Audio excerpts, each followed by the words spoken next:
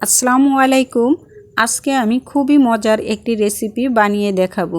সেটা হলো ছোলার ডালের লাড্ডু, যেটাকে আপনারা মিহিদানা বা মতিচুর লাড্ডু বলতে পারেন। মিহিদানার লাড্ডু আমরা যেভাবে ছোট ছোট বুন্দি দিয়ে তৈরি করে বানাই, এটা বানানোর পদ্ধতি একটু ভিন্ন রকম। আজকে আমি খুব সহজ উপায়ে আপনাদের এই লাড্ডু বানিয়ে দেখাবো।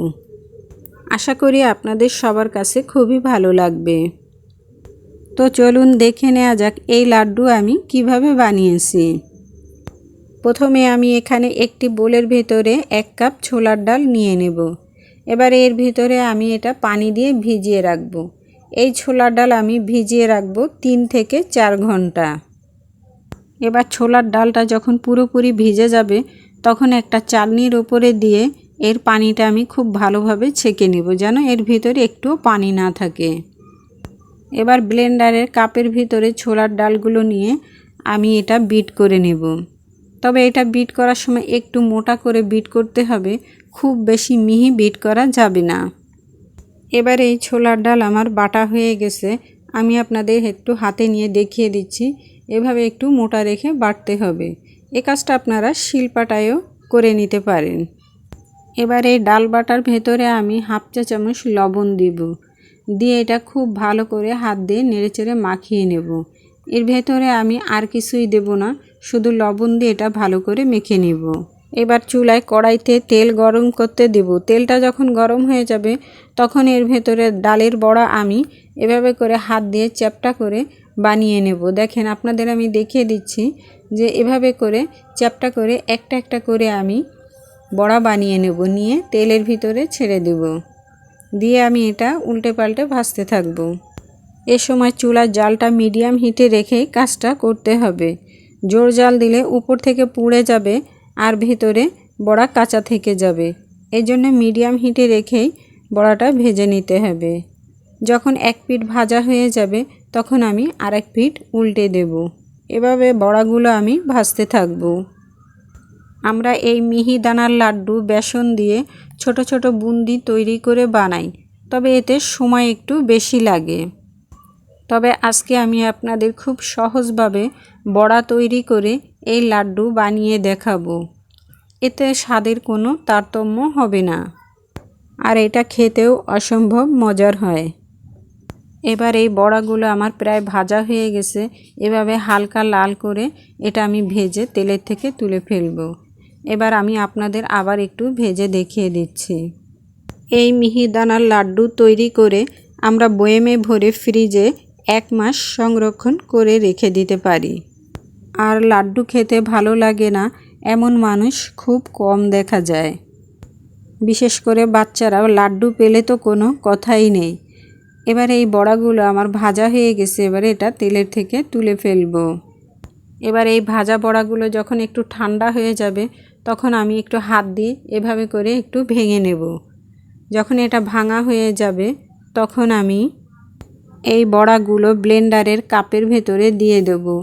দিয়ে এবার এটা আমি গুঁড়া করে নেব। তবে এই বড়া একেবারে মিহি গুঁড়া করা যাবে না।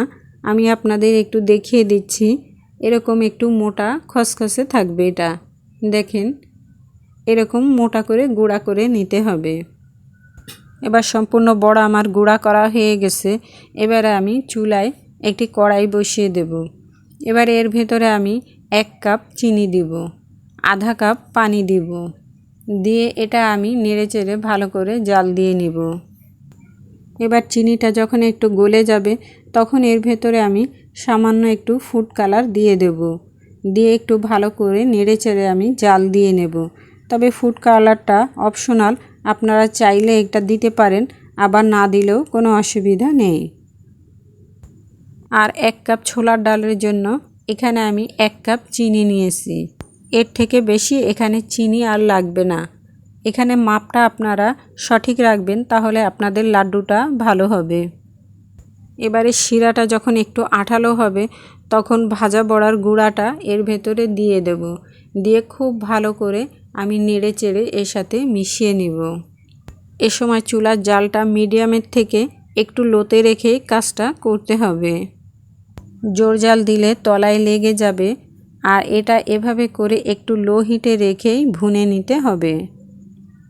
আজকে আমি আপনাদের যেভাবে যে নিয়মে এই লাড্ডু তৈরি করে দেখালাম, আশা করি আপনারাও বাড়িতে এভাবে যদি লাড্ডু তৈরি করেন আপনাদের লাড্ডুও ভালো হবে। তবে লাড্ডু তৈরির জন্য এর মাপটা ঠিক রাখতে হবে। এবারে মাঝে মধ্যে আমি একটু এটা ঢেকে দিব, দিয়ে মৃদু আঁচে রেখে দিব। এবার এটা ভুনা হয়ে গেছে, চুলা থেকে নামিয়ে নেব, নিয়ে এটা একটু ঠান্ডা করে নেব। যখন এটা একটু ঠান্ডা হয়ে যাবে তখন আমি অল্প অল্প করে এভাবে তুলে নিয়ে হাতে চেপে 2 হাতের তালুতে এভাবে গোল করে শেপ করে নিয়ে আমি লাড্ডুগুলা বানিয়ে ফেলবো। আমি আপনাদের দেখিয়ে দিচ্ছি আবারও। অল্প অল্প করে তুলে নিয়ে আমি এখান থেকে হাতে গোল শেপ করে লাড্ডুগুলো বানিয়ে ফেলবো। এভাবে করে আমি প্রত্যেকটা লাড্ডু বানিয়ে নেব। লাড্ডুগুলো আমার বানানো হয়ে গেছে, এবার বাদাম দিয়ে সাজিয়ে পরিবেশন করব। তো দেখলেন তো কত সহজে তৈরি করে নিলাম মিহিদানা বা মতিচুরের লাড্ডু। আশা করি আমার আজকের রেসিপিটি আপনাদের কাছে ভালো লেগেছে। ভালো লাগলে লাইক, কমেন্ট, শেয়ার করবেন। আর এরকম রেসিপি পেতে আমার চ্যানেলটিকে সাবস্ক্রাইব করে পাশে থাকা বেল আইকনটি অন করে রাখবেন। তো সবাই ভালো থাকবেন, সুস্থ থাকবেন। আল্লাহ হাফেজ।